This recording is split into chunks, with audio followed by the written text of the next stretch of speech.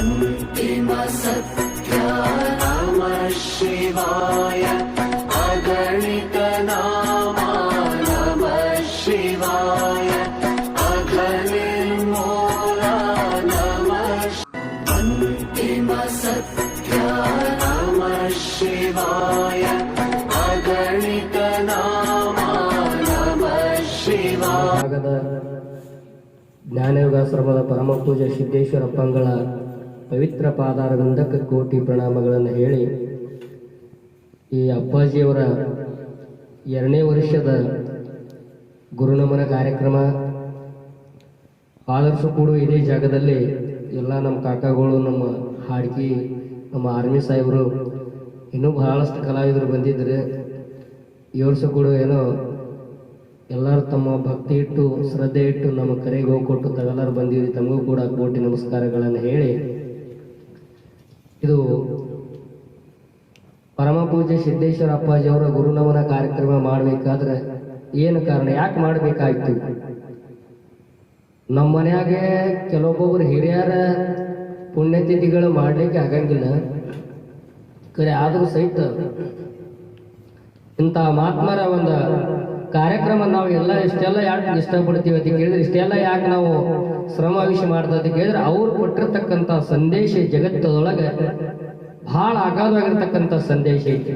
ಎಷ್ಟು ಜನ್ಮ ಎತ್ತಿ ಬಂದರೂ ಕೂಡ ಅವರು ಒಂದೊಂದು ತತ್ವದ ವಿಚಾರಗಳನ್ನ ಮನಸ್ಸಿನಲ್ಲಿ ಇಟ್ಟುಕೊಂಡಿವಿ ಅಂದ್ರೆ ಬಹಳ ಜನ್ಮದ ಪುಣ್ಯ ನಮಗೆ ದೊರೀತದ.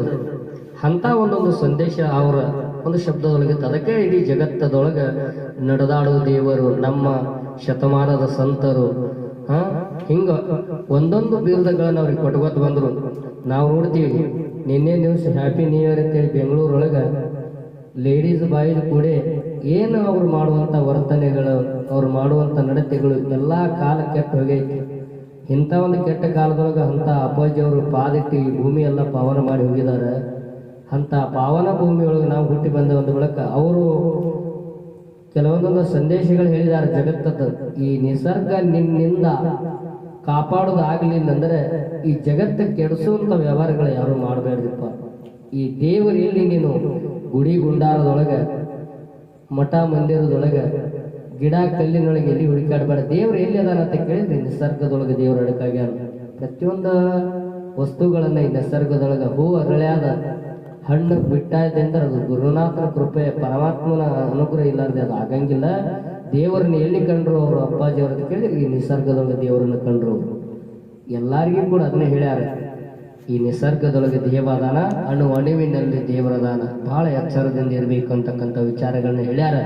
6 ಶಾಸ್ತ್ರ, 18 ಪುರಾಣ, 28 ದಿವ್ಯ ಆಗಮ, 108 ಉಪನಿಷತ್ತುಗಳೆಲ್ಲ ಎಲ್ಲ ಪರಡ ಮುಗಿಸಿ ಅವ್ರ ಕೊನೆಯಾಗಿ ಜನಸಾಮಾನ್ಯರಿಗೆ ತಿಳಿಯೋಂಗ ಒಂದೊಂದು ಶಬ್ದಗಳು ಬಿಡಿಸ್ಕೊತ ಬಂದಾರ. ಏನಂತ ಕೇಳಿದ್ರೆ, ಒಬ್ಬ ಬಹಳ ಮಹತ್ವದಿಂದ ಹಾಡ್ತಿದ್ದಂದ್ರೆ, ಬಹಳ ಚಲೋ ಹಾಡ್ತಿದ್ದಂದ್ರೆ ಅವ್ನು ನೋಡಿ ಹುರ್ಕೋಬೇಡಪ್ಪ, ಅವ್ನು ನೋಡಿ ಆನಂದ ಪಡುವುದು, ನಿನ್ನ ದೇಹ ತಣ್ಣಗಿರ್ತದ ಅಂತ ಹೇಳ್ತಿದ್ರು. ಒಬ್ಬ ಭಾರಿ ಒಳ್ಳೆ ಕೆಲಸ ಮಾಡಿದ, ಚಲೋ ಹಾಡ್ತಿದ್ದ, ಚಲೋ ಮಾತಾಡ್ತಿದ್ದ, ಚಲೋ ಸಂಸಾರ ಮಾಡಿದ, ಅವ್ನು ನೋಡಿ ಆನಂದ ಪಡು. ಖರೆ ಅವನು ನೋಡಿ ಉರಿಬೇಡಪ್ಪ, ಉರಿದಂದ್ರೆ ನಿನ್ನ ದೇಹ ಸುಡುತ್ತೈತಿ. ಆನಂದ ಪಟ್ಟಂದ್ರೆ ನೀನು ತಣ್ಣಗಿರ್ತಿ. ಹಂಗ ತಣ್ಣಗಿರುವುದು ಕಲಿ ಜೀವನದೊಳಗ, ಅಂದ್ರೆ ನಿನಗೆ ಸುಖದಾಗಿರ್ಲಕ್ಕ ನಡೀತೈತಿ. ಬಹಳಷ್ಟು ಶರಣರನ್ನ ಭೂಮಿಗೆ ಬಂದು ಹೋಗ್ಯಾರ. ಅವ್ರ ಮೊದಲನೇವ್ರು ಹೆಂಗ ಕಲ್ಯಾಣದ ಶರಣರು ಹೆಂಗ ಬಾಳಿದ್ರು ನೋಡು, ಹಾಗೆ ಈಗೂ ಕೂಡ ಕಲ್ಯಾಣದ ಶರಣರಂತೆ ನಮ್ಮ ಪರಮ ಪೂಜ್ಯ ಸಿದ್ದೇಶ್ವರ ಅಪ್ಪಾಜಿಯವರು ಬಾಳಿ ಹೋಗಿದ್ದಾರೆ. ಅವರು ಏನು ಬಹಳ ಸಿಂಪಲ್ ವಿಷಯಗಳು ಹೇಳಿದ್ದಾರೆ. ಮನುಷ್ಯ ಜೀವಿಸ್ಲಕ್ಕ ಬಹಳ ಬೇಕಾಗಿಲ್ಲ, ಒಂದು ಹಿಡಿ ಅಕ್ಕಿ, ಒಂದಿಷ್ಟು ಅರಿವಿ ಇದ್ರ ಜೀವನ ನಡೀತೈತಿ. ಇನ್ನು ಬಿಟ್ಟು ಮತ್ತೊಂದು ಹಠಾಂಬರ ಮಾಡೋ ಅವಶ್ಯಕತೆನೇ ಈ ಮನುಷ್ಯಗಿಲ್ಲ. ಆಗಿನ ಕಾಲ ನಾವೆಲ್ಲ ಪುರಾಣದಾಗ ಓದ್ತೀವಿ. ಏನ್ ಓದ್ತೀವಿ ಅಂದ್ರೆ, ಇನ್ನೇನು ಕಾಮನನ್ನ ಗೆದ್ದ ಪರಮಾತ್ಮ, ಕಾಮನನ್ನ ಗೆದ್ದ ಪರಮಾತ್ಮ ಒಬ್ಬನಿಗೆ ಅಂತಾರೆ.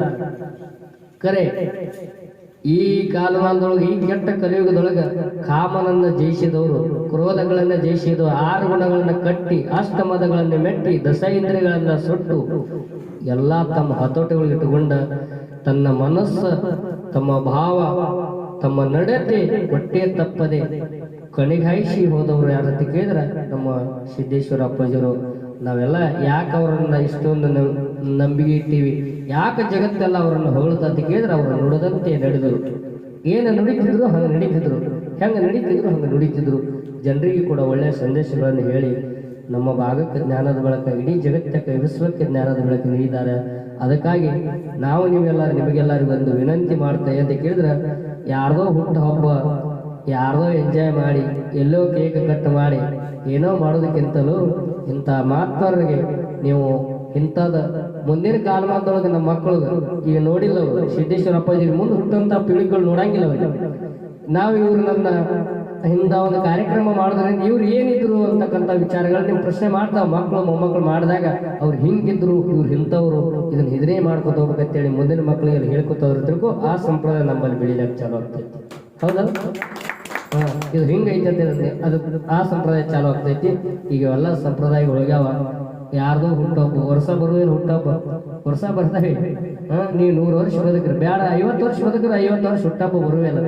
ಹುಟ್ಟಹಬ್ಬ ದಿವಸ ನೀವೆಲ್ಲ ಭಾಳ ಎಂಜಾಯ್ ಮಾಡ್ತೀರಿ, ಎಲ್ಲೋ ಕೇಕ್ ಕಟ್ ಮಾಡ್ತೀರಿ, ಎಲ್ಲೋ ಸರ್ಕಲ್ದಾಗ ನಿಂತು ಎಂಜಾಯ್ ಮಾಡ್ತೀರಿ. ಕರೆ ನೀ ಹುಟ್ಟಿ ಬರೋ ದಿವಸ ನಿನ್ನ ತಾಯಿ ನರಕ ಕಂಡು ಬಂದಾಳ. ಕರೆ ಅವತ್ತಿನ ದಿವಸ ನೀವೇನ್ ಮಾಡ್ತೀರಿ? ಕೇಕ್ ಕಟ್ ಮಾಡಿ ದಾರು ಕುಡಿದು ಧಾವಾದಾಗ ತಿಂದು ಸಿಕ್ಕಂಗೆ ಎಂಜಾಯ್ ಮಾಡ್ತಿರ್ತಾರೆ. ಅದು ಅಲ್ಲ. ಇದೇ ತತ್ವಗಳ ನಮ್ಮ ಏನಂತ ಜೀವನದಲ್ಲಿ ನಾವು ನೋಡ್ಬೇಕು ಹಿಂದೆ ಸರದು. ಅವತ್ತು ನಮ್ಮ ತಾಯಿಯ ಪರಿಸ್ಥಿತಿ, ನಾವು ಹುಟ್ಟಿ ಬರಾಗ ನಮ್ಮ ತಾಯಿ ಪರಿಸ್ಥಿತಿ ಏನಾಗೈತೆ ಅನ್ನೋದು ಸ್ವಲ್ಪ ವಿಚಾರ ಮಾಡಿ ನೋಡೋದು. ಅವತ್ತು ನೀ ಹುಟ್ಟಹಬ್ಬ ಮಾಡ್ಕೋರಿ, ಬ್ಯಾಡನಲ್ಲ, ಎಂಜಾಯ್ ಮಾಡಬಾರ್ದು. ಯಾಕಂದ್ರೆ ಅವತ್ತು ತಾಯಿ ನರಕ ಕಂಡು ಬಂದಾಳಂದ್ರೆ ನೀ ಹುಟ್ಟಿ ದಿನ ಬಂತಂದ್ರೆ ಅವತ್ತಿನ ದಿವಸ ಇಂಥ ಆತ್ಮರನ್ನ ನೆನೆಸಿ ಬೇಡ ಮಡ್ಡಿಸಿದ್ದ ಬೀರ ದೇವ್ರು ಯಾವುದೇ ಒಂದು ದೇವ್ರ ದೇವಸ್ಥಾನಕ್ಕೆ ಹೋಗಿ ಒಂದು 2 ಕಾಯಿ ಹೊಡೆದು ತಾಯಿಗೆ 100 ವರ್ಷ ಆಯುಷ್ಯ ಕೊಡು ಭಗವಂತ ಅಂತೇಳಿ ಪ್ರಾರ್ಥನೆ ಮಾಡಿದ್ರಂದ್ರೆ ಅದು ತಾಯಿಗೆ ಹಾಡಿದಕ್ಕೆ ಸ್ವಾರ್ಥಕ ಆಗ್ತೈತಿ. ಅದು ಕಳಕಳಿ ತಾಯಿಗೆ ಮುಟ್ತೈತಿ, ದೇವ್ರಿಗೆ ಮುಟ್ತೈತಿ ಅಂತಕ್ಕಂಥ ಮಾತು ಹೇಳುವುದಲ್ಲ. ಇವತ್ತಿನ ದಿವಸ ಯಾಕೆ ಆ ವರ್ಷ ಕೂಡ ನಾವು ಇದನ್ನು ಆಚರಣೆ ಮಾಡಿದೆ, ಪ್ರತಿ ವರ್ಷ ಕೂಡ ಮಾಡ್ತಾ ಇರ್ತೇವೆ. ಯಾಕಂದ್ರೆ ನಾವು ಮಾಡಿದ್ರೆ ನಾವು ಮಾಡ್ಕೊತ ಹೋಗೋದ್ರಿಂದ ಇನ್ನೊಬ್ಬರಿಗೆ ಅದು ಮಾದರಿ ಆಗಲಿ. ಹೌದಲ್ಲ? ಒಳ್ಳೆಯ ದಾರಿಯಾಗಿ ನಡೀಲಿ, ಒಳ್ಳೆಯದನ್ನ ಎಲ್ಲರಲ್ಲಿ ಭಾವ ತುಂಬಲಿ.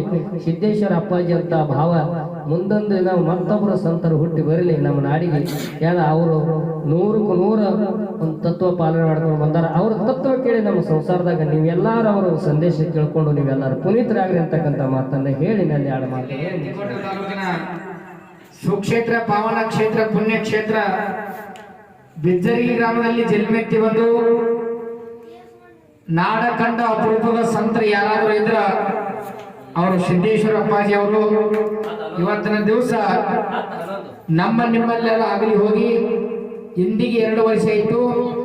ಶಿವಣಿಗೆ ಶಿವರಾಯ ಮಾಸ್ತರ ತೋಟದಲ್ಲಿ ಇಂದಿನ ದಿವಸ 2ನೇ ವರ್ಷದ ಪುಣ್ಯರಾಧನೆಗೋಸ್ಕರವಾಗಿ ಇವತ್ತಿನ ದಿವಸ ಕೂಡಿರ್ತಕ್ಕಂಥ ಎಲ್ಲ ಸರ್ವಧರ್ಮದ ಕಲಾವಿದರು ಕೂಡ ನನ್ನ ನಮಸ್ಕಾರಗಳನ್ನ ಹೇಳಿ, ಇವತ್ತಿನ ದಿವಸ ಜಗತ್ತಿನೊಳಗ ನಡೆದಾಡೋ ದೇವರು ಎಲ್ಲ ಜಗತ್ತಿನೊಳಗ ಸಂತರಾಗಿ ಹೋಗ್ಯಾರ, ಸಾಧುರಾಗಿ ಹೋಗ್ಯಾರ.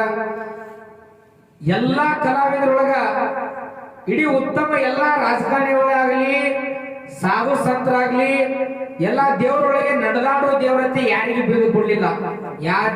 ಈ ಭೂಮಿ ಮೇಲೆ ಇರ್ತಕ್ಕಂಥ ಯಾರಿಗೂ ನಡೆದಾಡೋ ದೇವರಂತೇಳಿ ಯಾರಿಗೂ ಬಿರುದು ಕೊಡ್ಲಿಲ್ಲ. ಯಾರಾದ್ರೂ ಜಗತ್ತಿನೊಳಗೆ ಅದಕ್ಕೆ ಇವರು ಶತಮಾನ ಕಂಡ ಅಪರೂಪದ ಸಂತರಂತೇಳಿ ಕರೆದಾರ. ಅವ್ರು ನಮ್ಮ ಸಿದ್ದೇಶ್ವರ ಅಪ್ಪಾಜಿ ಅವರು. ಅದಕ್ಕಿರ್ಲಿ ಬಾಳೆನ ಮಾತುಗಳನ್ನ ಆಡಾಡಿ ನಮ್ಮ ಶಿವರಾಯ ಮಾಸ್ತರಿಗೆ 2 ಮಾತುಗಳನ್ನ ಹೇಳಿ ಎನಿಸಿಕೊಂಡಿರುವ ಯಾವ ಬಿಜಾಪುರ ಜಿಲ್ಲೆ ತಿಕೋಟ ತಾಲೂಕಿನ ಸುಕ್ಷೇತ್ರ ಬಿಜ್ಜರ್ಗಿ ಗ್ರಾಮದಲ್ಲಿ ಜನಸಿ ನಾಡನ್ನು ತಿರುಗಿ ದೇಶಗಳನ್ನು ತಿರುಗಿ ಯಾವ ಕರ್ನಾಟಕ ರಾಜ್ಯದ ಬಿಜಾಪುರ ಜಿಲ್ಲೆಯ ಹೆಸರನ್ನು ಇಡೀ ವಿಶ್ವದಲ್ಲಿ ಬಿಜಾಪುರ ಎಂದ ಹೆಸರ ಎಲ್ಲ ಕಡೆನೂ ಹರಿದಾಡಿಸಿದವರು ಯಾರಪ್ಪ ಅಂತ ಕೇಳಿದ್ರೆ ನಮ್ಮ ಬಿಜಾಪುರ ಜ್ಞಾನಯೋಗ ಆಶ್ರಮದ ಸಿದ್ದೇಶ್ವರ ಅಪ್ಪಾಜಿಯವರು. ಸಿದ್ದೇಶ್ವರ ಅಪ್ಪಾಜಿಯವರು ಹೆಂಗಿದ್ರಪ್ಪ ಅಂತ ಅವರಿಗೆ ಏನೂ ಆಸ್ತಿ ಇರಲಿಲ್ಲ, ಕಿಸೆ ಇರಲಿಲ್ಲ. ಒಂದು ಅಂಗಿ, ಒಂದು ಲುಂಗಿ ಇತ್ತು, ಒಂದು ಬಿಳಿ ಅಂಗಿ, ಒಂದು ಬಿಳಿ ಲುಂಗಿ, ಒಂದು ಬಿಳಿ ಟೈವಲ್ ಅಪ್ಪರದಿತ್ತು. ಏನಂತೀರಪ್ಪ ಅಂತ ಕೇಳಿದ್ರ, ಜಗತ್ತದೊಳಗ ಯಾರೇ ಬರಲಿ, ನಾವು ನೀವು ಎಲ್ಲ ಯಾರು MP ಬಂದ್ರು, MLA ಬಂದ್ರು, ಯಾರು ರಾಜ ಮಹಾರಾಜರು ಬಂದ್ರಂದ್ರ ಅವ್ರು ಬಂದಾರ ಇವ್ರು ಬಂದಾರ ಅಂತ ಓಡಾಡ್ತೀವಿ, ಅದನ್ನ ಹಾಕ್ತಿವಿ, ಕುರ್ಚಿ ಹಾಕ್ತಿವಿ, ಏನೇನ ಶೃಂಗಾರ ಮಾಡ್ತೀವಿ. ಆದ್ರೆ ಮುತ್ಯಾರು ಹೆಂಗಿದ್ರಪ್ಪ ಅಂತ ಕೇಳಿದ್ರೆ, ಯಾರು MP ಬಂದಾನ ಬರ್ಲಿ, ಯಾರು ಪ್ರಧಾನ ಮಂತ್ರಿ ಬಂದಾನ ಬರ್ಲಿ, ಅವ್ರು ಹೆಂಗಿದ್ರಪ್ಪ ಅಂತ ಕೇಳಿದ್ರೆ ಸಣ್ಣವರಿಗಿನೂ ಅದೇ ಭಾವ, ದೊಡ್ಡವರಿಗಿನೂ ಅದೇ ಭಾವ, ರಾಜ ಮಹಾರಾಜರಿಗೂ ಸಹ ಆ ಅಪ್ಪರ ಮನಸ್ಸಿನಲ್ಲಿ ಅದೇ ಭಾವ ಇತ್ತು. ಹೆಂಗಪ್ಪ ಅಂತ ಕೇಳಿದ್ರೆ ಸಿದ್ದೇಶ್ವರ ಅಪ್ಪಾಜಿಯವರ ಬಂದಿಲ್ಲ ಹೋಗಿಲ್ಲ, ಅವರು ಬಂದಿನೂ ಇಲ್ಲ ಹೋಗಿ ಇಲ್ಲ. ಏನ್ ಆಗ್ಯಾರಪ್ಪ ಅಂತ ಕೇಳಿದ್ರೆ ಮೊದಲು ಒಂದು ರೂಪದೊಳಗೆ ಬಂದಿದ್ರು, ಒಂದು ರೂಪದೊಳಗ ಆತ್ಮ ಇತ್ತು. ಈಗ ಹೆಂಗಪ್ಪ ಅಂತ ನಿರಾತ್ಮ ಆಗ್ಯದ. ಹೆಂಗಾಗ್ಯಾರಪ್ಪ ಅಂತ ಕೇಳಿದ್ರೆ ಮೊದಲು ಒಂದು ಕೊಡದಾಗ ಇಟ್ಟಿರ್ತಕ್ಕಂಥ ನೀರಿನ ತರ ಆಗಿದ್ರು. ಈಗ ಕೊಡ ಒಡೆನ ಹೆಂಗ ಸಮುದ್ರ ಕೂಡತ್ತಲ್ಲ ಹಂಗ ಜಗತ್ತವನ್ನ ಹರಿದಾಡುವಂತ, ಜಗತ್ತನ್ನ ಪರಿಪಾಲಿಸುವಂತ ಯಾವ ನಿರಾತ್ಮವಾಗಿ ಇವತ್ತಿನ ದಿವಸ ಸಿದ್ದೇಶ್ವರ ಅಪ್ಪಾಜಿಯವರು ಅದಾರ. ನಾವು ನೀವು ಎಲ್ಲರೂ ಕೂಡಿ ಪ್ರತಿ ವರ್ಷ ಸಿದ್ದೇಶ್ವರ ಅಪ್ಪಾಜಿಯವರ ಪುಣ್ಯತಿಥಿಯನ್ನು ಮಾಡ್ತಾ ಇದ್ದೀವಿ. ಆ ಬರೇ ಆ ಹಾರ ಹಾಕಿ ಪೂಜೆ ಮಾಡಿ ಪುಣ್ಯತಿಥಿ ಮಾಡೋದಕ್ಕಿಂತನೂ ಅವರ ಮಾತಾಡಿರ್ತಕ್ಕಂಥ, ಅವ್ರು ನಡೆದಿರ್ತಕ್ಕಂಥ ಆ 100 ದಾರಿ ಒಳಗಿಂದ ಒಂದು ದಾರಿ ಆದ್ರೂ ನಾವು ಅದರ ಪ್ರಕಾರ ಒಂದು ದಿನ ಆದ್ರೆ ನಡೆದ್ರೂ ನಮಗೆ ಎಷ್ಟೋ ಸಿದ್ದೇಶ್ವರ ಅಪ್ಪಾಜಿಯವರು ನಡೆದಾಡಿದ ಭೂಮಿ, ಆ ಹುಟ್ಟಿರ್ತಕ್ಕಂಥ ಬಿಜಾಪುರ ಜಿಲ್ಲೆ, ಸಿದ್ದೇಶ್ವರ ಅಪ್ಪಾಜಿಯವರು ಹುಟ್ಟಿರ್ತಕ್ಕಂಥ ಜಿಲ್ಲೆದೊಳಗೆ ನಾವು ನೀವು ಹುಟ್ಟಿರ್ತಕ್ಕಂಥದ್ದು ಸ್ವಾರ್ಥಕ ಆಗ್ತದೆ. ಅದಕ್ಕೆ ಏನಪ್ಪಾ ಅಂತ ಕೇಳಿದ್ರೆ ಆ ಅಪ್ಪವ್ರು ಹೆಂಗಿದ ಹೂವನ್ನ ಬಹಳ ಪ್ರೀತಿ ಮಾಡ್ತಿದ್ರು.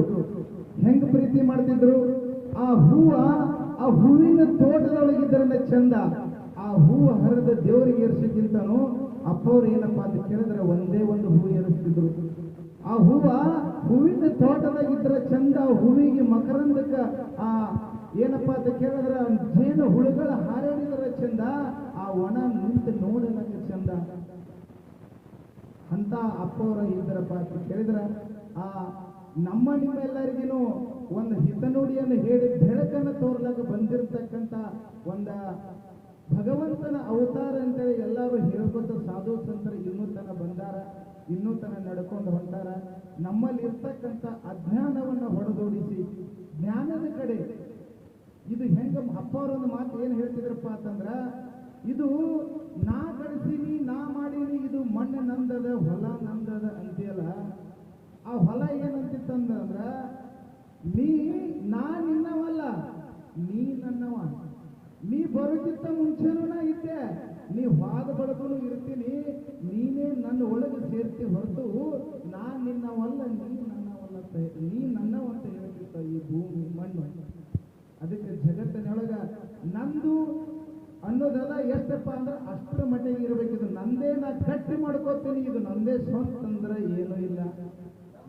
ನಮ್ಮದೇನೇ ನಮ್ಮದು ಅಲ್ಲ ಅಂದ್ರೆ ನಾವು ಮಾಡಿರ್ತಕ್ಕಂಥದ್ದು ಏನೂ ನಮ್ಮದಲ್ಲ. ಏನಪ್ಪಾ ಅಂತ ಕೇಳಿದ್ರೆ ಈ ಜಗತ್ತಿನಾಗ ಬಂದಿವಿ, ಏನ ಜೀವ ಎತ್ತಿ ಬಂದಿವಿ ಅಂದ್ರೆ ಏನು ಉಪಯೋಗಿಸಕ್ಕದ ಅದನ್ನ ಒಳ್ಳೆ ರೀತಿಯಿಂದ ಅತಿ ಉತ್ತಮ ರೀತಿಯಿಂದ ಉಪಯೋಗ ಮಾಡೋದದ, ಮತ್ತೆ ಬಿಟ್ಟು ಬಿಡುದದ. ದೇವನ ಮನೆ ಇದು, ಈ ಜಗವೆಲ್ಲ ಬಾಡಿಗೆದಾರರು ನಾವು ನೀವುಗಳೆಲ್ಲ ಎನ್ನುವಾಗೆ ಈ ಬಾಡಿಗೆ ಮನೆಗೆ ಬಂದಿವಿ. ಎಷ್ಟು ದಿನ ಇರ್ತೀವಿ ಅಷ್ಟು ದಿನ ಚಂದಾಗಿ ಇದ್ದು ಹೋಗುದದ.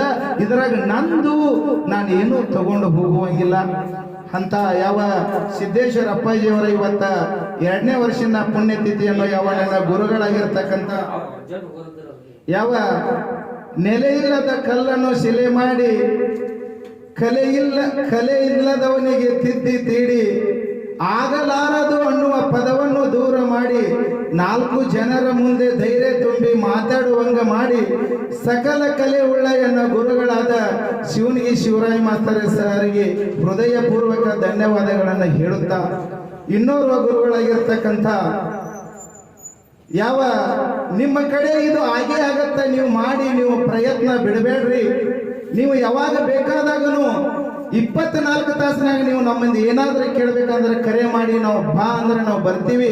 ನೀವು ಇದನ್ನ ಸತ್ಯಸಂಗವನ್ನ ಹಿಡಿದಿರಿ ಅಂದ್ರೆ ಬಿಡಬೇಡ್ರಿ, ಒಂದು ದಂಡಿಗೆ ಹಚ್ಚಿ ಹೋಗ್ರಿ ಅಂತೇಳಿ ನಡ್ಕೊಂತ ಹೇಳ್ಕೊಂತ ನಮ್ಮ ಜೊತೆ ಇದ್ದಿರ್ತಕ್ಕಂಥ ಇನ್ನೊಬ್ಬ ನಮ್ಮ ಗುರುಗಳಾಗಿರ್ತಕ್ಕಂಥ ಯಾವ ಶಿವನುಡಿ ಸಿದ್ಧಟಿಗೆ ನುಡಿತಕ್ಕಂಥವ್ರು ನಮ್ಮ ಮುತ್ಯಾರು ಯಾರಪ್ಪ ಅಂತಂದ್ರ ಯಾವ ಬಂತನಾಳ ಗ್ರಾಮದ ಲಕ್ಷ್ಮಣ್ ಮುತ್ಯಾರಿಗೆ ಸಹ ಹೃದಯಪೂರ್ವಕ ಧನ್ಯವಾದಗಳನ್ನ ಹೇಳುತ್ತಾ, ಇವತ್ತಿನ ದಿನ 4 ಜನರ ಮುಂದೆ ಬಂದು ನಿಂತು ಮಾತಾಡಕತ್ತೀವಂದ್ರೆ 2 ಗುರುಗಳದ ಬಹಳ ಇದ್ರೊಳಗ ಏನಪ್ಪಾ ಅಂತ ಕೇಳಿದ್ರೆ ಉಪಕಾರ ಅದ. ಧೈರ್ಯ ಇದೆ. ಅವ್ರು ಹೇಳಿರ್ತಕ್ಕಂಥ ಮಾತು, ನಡೆಸಿರ್ತಕ್ಕಂಥ ದಾರಿ, ಅವ್ರು ತೋರಿಸಿರ್ತಕ್ಕಂಥ ಒಳ್ಳೆ ಮಾರ್ಗ, ನಾವು ಎಷ್ಟು ದಿನ ಇರ್ತೀವಿ ಅವತ್ತು ಅದೇ ದಾರಿ ಒಳಗೆ ಸಾಗೋಣ ಅಂತ ಹೇಳಿ ನಾನು ಎರಡು ಮಾತುಗಳು ಸಂತ ಶ್ರೇಷ್ಠ ದಾರ್ಶನಿಕ ಪರಮ ಪೂಜ್ಯ ಶ್ರೀ ಸಿದ್ದೇಶ್ವರ ಸ್ವಾಮೀಜಿಯವರ 2ನೇ ಪುಣ್ಯ ಸ್ಮರಣೆ ಸಮಾರಂಭಕ್ಕೆ ಬಂದಂತ ಎಲ್ಲ ನಮ್ಮ ಕಲಾವಿದರಿಗೆ ಧನ್ಯವಾದಗಳನ್ನ, ನಮಸ್ಕಾರಗಳನ್ನ ತಿಳಿಸುತ್ತಾ, ಸಿದ್ದೇಶ್ವರ ಅಪ್ಪಾಜಿಯವರಿಗೆ ಸಂತರು ನಮ್ಮ ಶತಮಾನಕ್ಕೆ, ಈ ಶತಮಾನ ಕಂಡಂತ ಅಂದ್ರೆ ಶತಮಾನ ಅಂದ್ರೆ 100 ವರ್ಷಕ್ಕೆ 1 ಶತಮಾನ ಅಂತೀವಿ ನಾವು.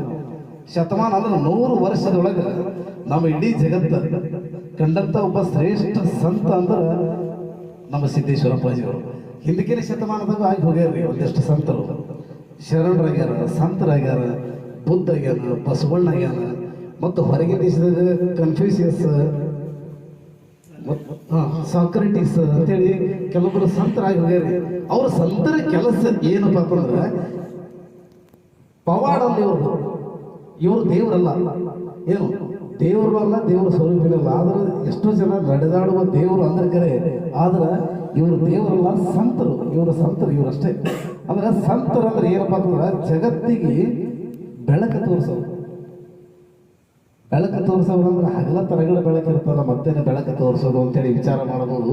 ಆದ್ರೆ ಬೆಳಕು ಎದರದಪ್ಪ ಅಂತಂದ್ರೆ ಜ್ಞಾನದ ಬೆಳಕು ರೀ.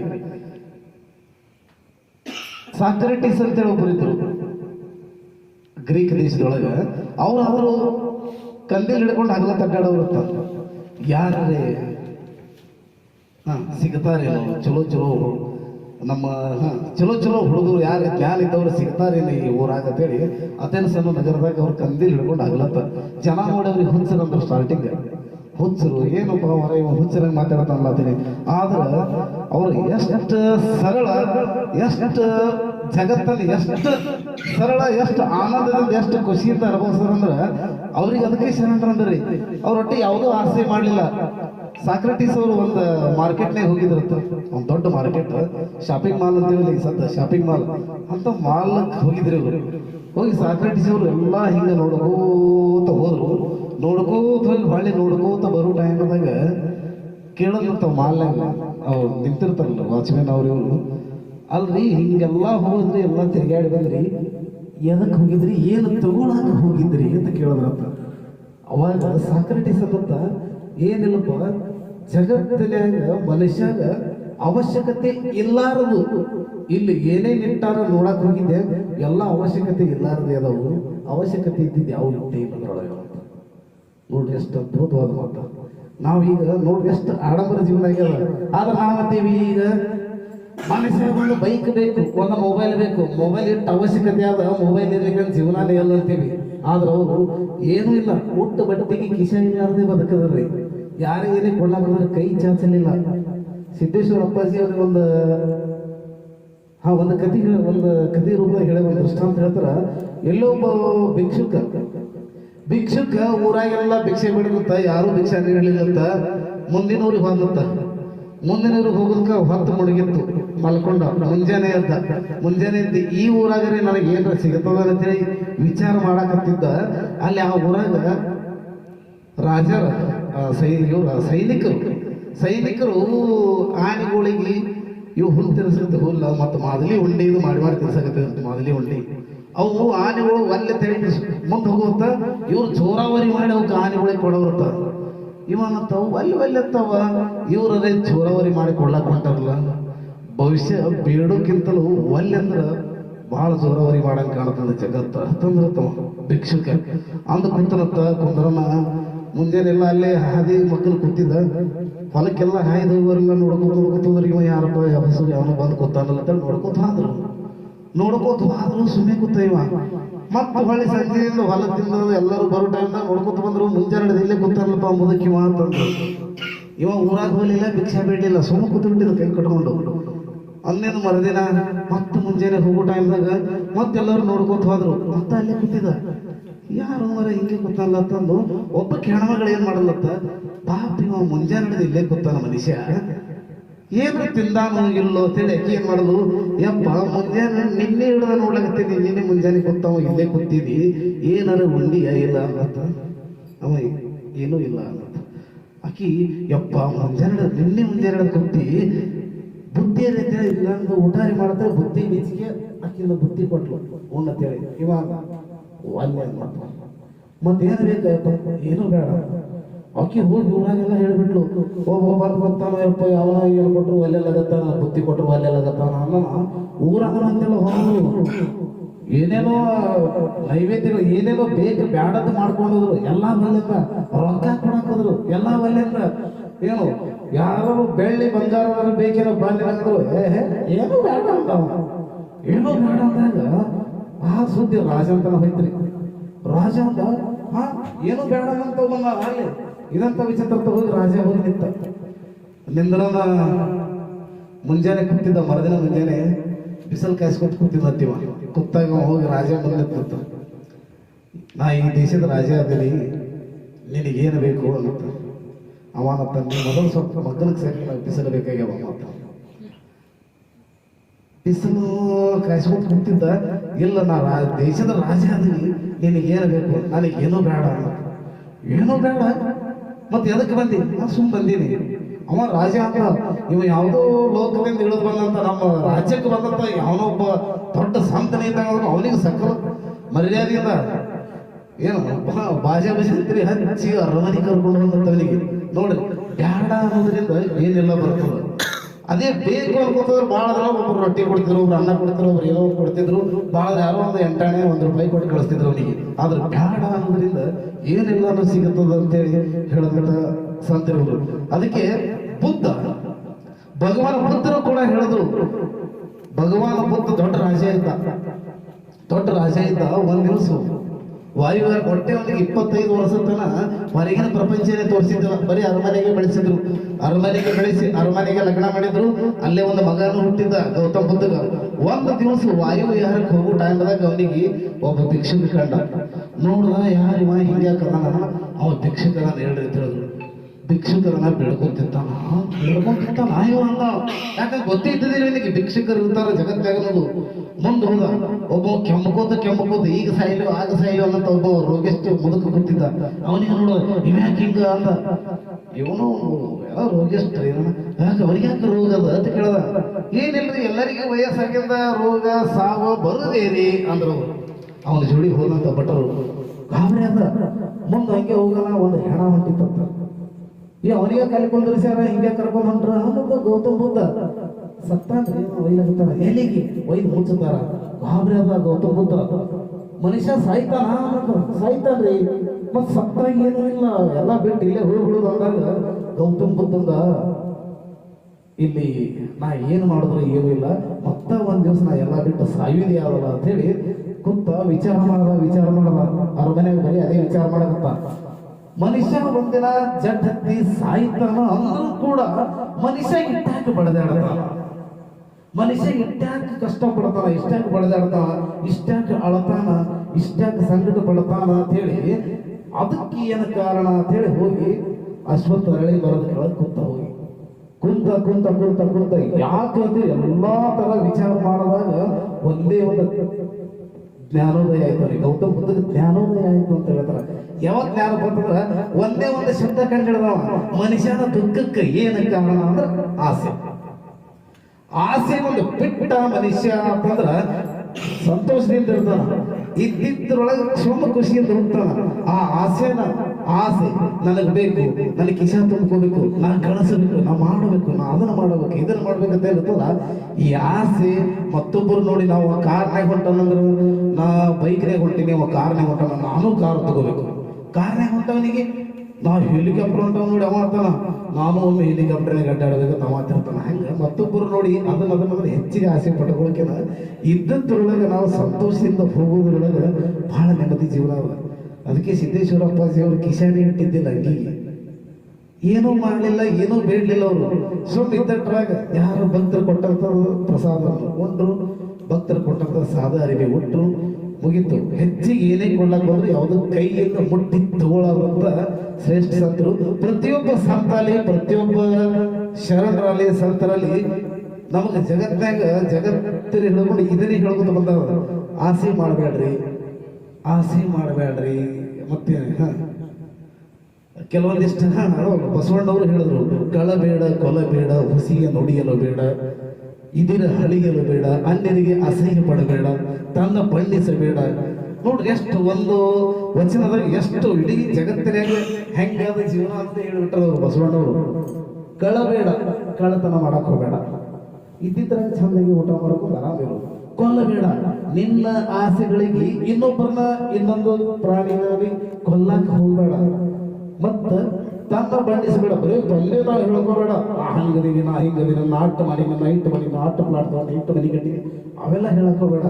ಮತ್ತ ಇದಿರ ಹಳಿಯಲು ಬೇಡ, ಮತ್ತೊಬ್ಬರಿಗೆ ಅಸಹ್ಯ ಮಾಡಕೋಬೇಡ, ಬೈಬೇಡ. ನೋಡ್ರಿ ಎಷ್ಟು ಸರಳದ.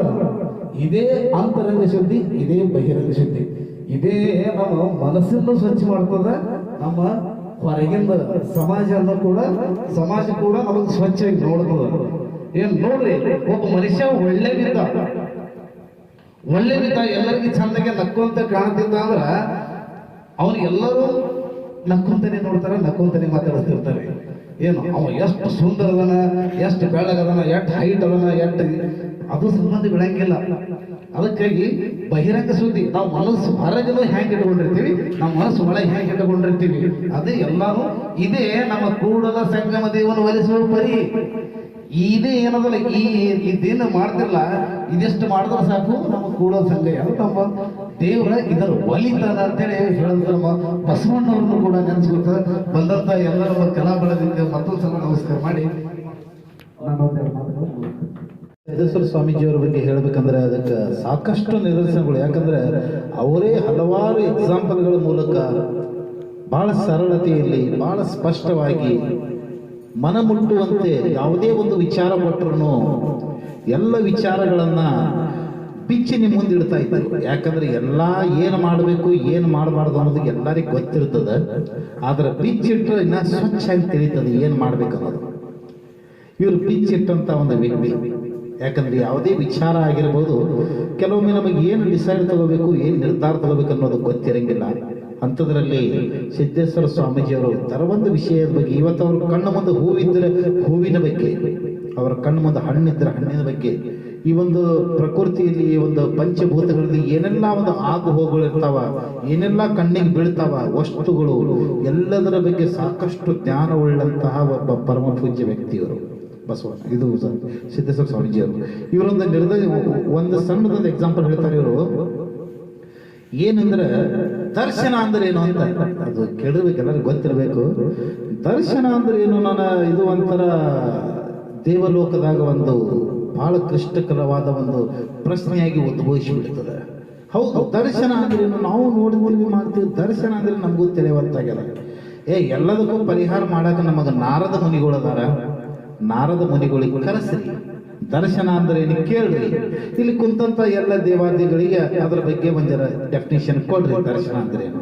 ಅದೇನು ದೊಡ್ಡ ಮಹಾ ಅಂತೇಳಿ ಎಲ್ಲ ದೇವಾದಿಗಳು ಕೂಡಿ ದೇವಲೋಕದಲ್ಲಿ ಚರ್ಚೆ ಆದಂತ ಈ ವಿಷಯವನ್ನ ನಾರದ ಮುನಿಗಳಿಗೆ ಕರೆದು ಬಿಟ್ರು.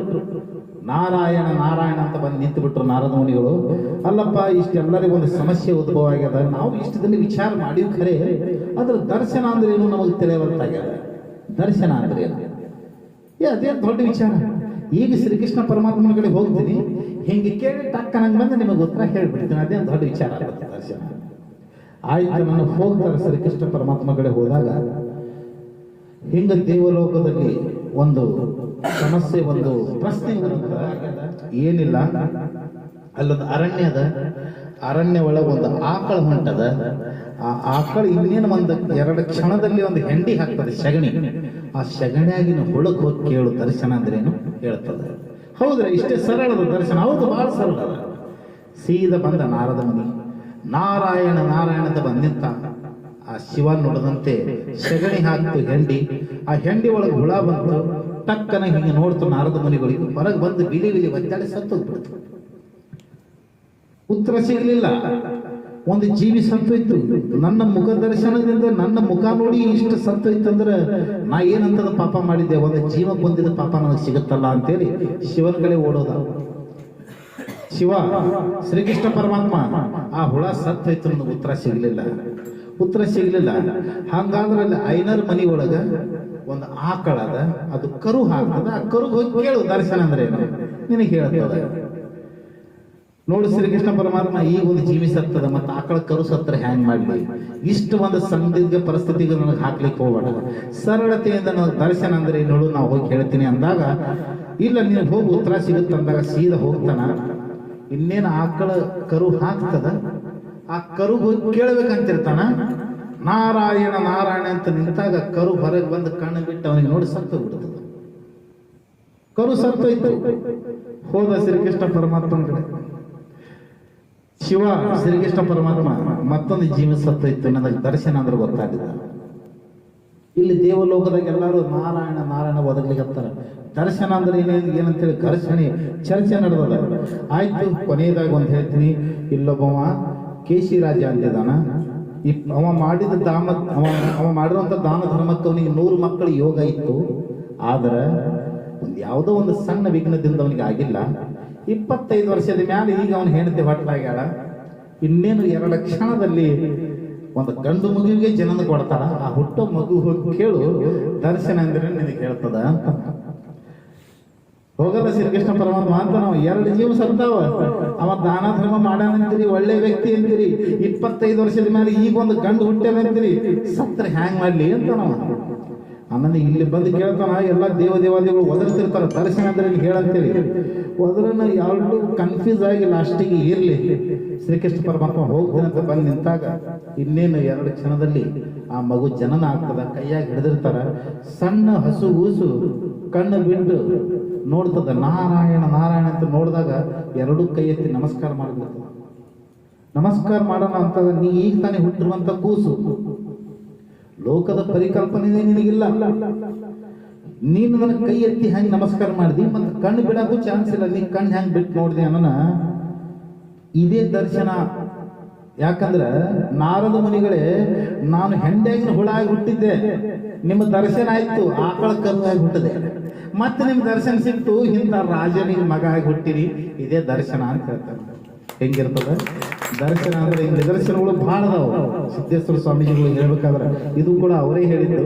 ಆದ್ರೆ ಅವರಷ್ಟು ಸ್ಪಷ್ಟತೆಯಿಂದ ನಮಗೆ ಹೇಳಿಕ್ಕೆ ಬರಂಗಿಲ್ಲ. ಆದ್ರೆ ಏನು ವಿಶೇಷ ಆಗುತ್ತೆ ಅದು ನಿಮಗೆ ನಾವು ತಲುಪಿಸ್ಲಿಕ್ಕೆ ಮಾಡ್ತೀವಿ. ಓಕೆ, ಇಷ್ಟು ಹೇಳಿ ನನ್ನ ಮಾತುಗಳನ್ನು ಮುಗಿಸ್ತಾ ಇದ್ದೀನಿ. ಮತ್ತೊಮ್ಮೆ ಅಭಿನಂದನೆಗಳನ್ನು ತಿಳಿಸುತ್ತಾ ಈ ಕಾರ್ಯಕ್ರಮವನ್ನು ಹೀಗೆ ಮುಗಿಸ್ತಾ ಇದ್ದೀವಿ. ಧನ್ಯವಾದಗಳು.